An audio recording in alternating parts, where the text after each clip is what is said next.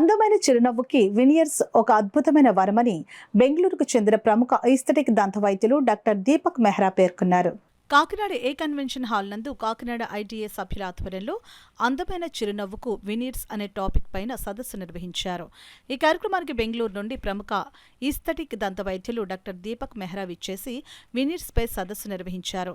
Doctor Nagendra మాట్లాడుతూ, మన ముఖారవిందం అందంగా ఉండాలంటే అది చక్కటి చిరునవ్వుతోనే సాధ్యపడుతుందని అన్నారు.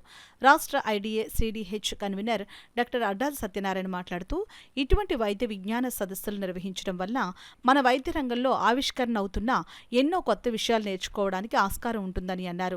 డాక్టర్ దీపక్ మెహ్రా మాట్లాడుతూ, దంత వైద్యంలో వెనీర్ అనేది పంటిపై ఉంచిన పదార్థం యొక్క పొర అని, వెనియర్లు చిరునవ్వు యొక్క సౌందర్యం మరియు పనితీరును మెరుగుపరుస్తాయని మరియు పంటి ఉపరితలం దెబ్బతినకుండా కాపాడతాయని అన్నారు.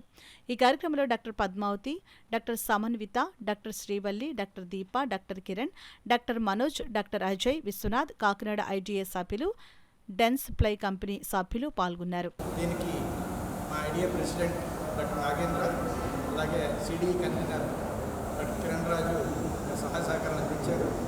ఈనాటి మాకు ప్రముఖ స్పీకర్ కర్ణాటక బెంగళూరు నుంచి ప్రతి గుప్తా గారు రావడం జరిగింది. దీపక్ మెహతా గారు రావడం జరిగింది.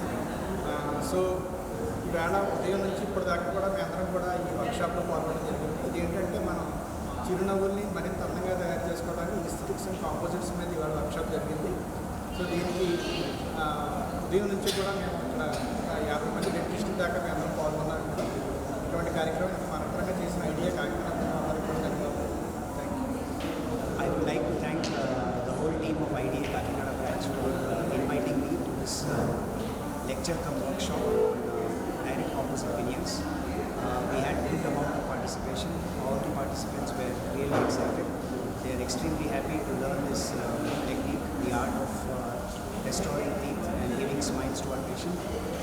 And I am glad that I was here today and it was a worthwhile event for me. I will cherish these memories in my educational